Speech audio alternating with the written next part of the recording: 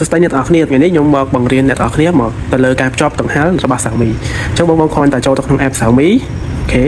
app Xiaomi ហើយបងគ្រាន់តែចូលទៅក្នុង profile នេះមកហើយរកពាក្យអញ្ចឹងបងគ្រាន់តែរកពាក្យ external setting មកអូខេហើយបងរកពាក្យ Legend អូខេរកពាក្យ Legend មកនេះខាងនេះ Legend ហើយយើងដាក់ទៅជា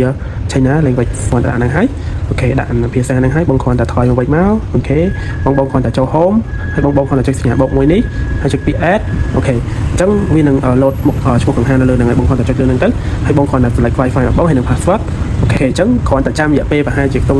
1នាទីតិចតួចទៅគឺនឹងបាញ់ហើយអូខេអញ្ចឹងអ្នកទាំងអស់គ្នាទៅលើការបិទបើកពីចម្ងាយគឺយើងអាចចុចបិទអានេះបិទអូខេអានេះបើកហើយមុខងារនេះគឺយើងអាចដាក់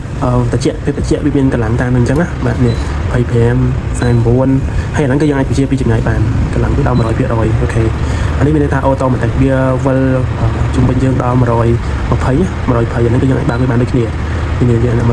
90 60 30តាមអញ្ចឹងណាអូខេឬក៏មួយទៀតយើងអត់ចង់អាហ្នឹងក៏បានដែរគឺយើងអាចសេរីពីនេះបានដូចគ្នានេះចង់ខ្លួនយើងអាចបើកវាតាមនឹងបានអូខេហើយខាងក្រោមនេះ turn off display មានន័យថាយើងអាចដាក់កំណត់ម៉ោងបិទឬក៏ម៉ោងបើកឲ្យបានអញ្ចឹងណាអូខេ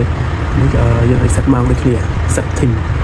អូខេអញ្ចឹងអាហ្នឹងមានតែប៉ុណ្្នឹងឯងទៅលើ app ឬក៏យើងចង់ share device ទៅទូរស័ព្ទផ្សេងៗអីបងគាត់ទៅចូលអត់ទៅ3នេះមកអូខេ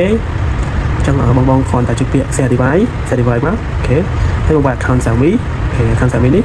បងមានលេខ account អីបងគ្រាន់តែវាយចូលទៅបានហើយដូចខ្ញុំអីដោយសារខ្ញុំធ្លាប់ share account ច្រើនអញ្ចឹងបងគ្រាន់តែចុច select ទៅអូខេចុច select បងគ្រាន់តែដាក់ឈ្មោះនៅហ្នឹងអូខេចុចអូខេទៅគឺ upload ទៅទូរស័ព្ទនោះហើយអញ្ចឹងទូរស័ព្ទមួយទៀតគឺនឹងយើងអាចបញ្ជាបិទបើកទូរស័ព្ទមួយនេះអញ្ចឹងបានហើយយើងដាក់ chat lock អីបានមានន័យថា chat lock នេះយើងដាក់ទៅគឺកូនក្មេងទូចៗអីក៏អាចបញ្ជានៅលើកង្ហារបានដែរដោយសារយើងដាក់ chat lock អីតែយើងអត់ចង់ដាក់បានទេយើងបិទវាទៅអូខេ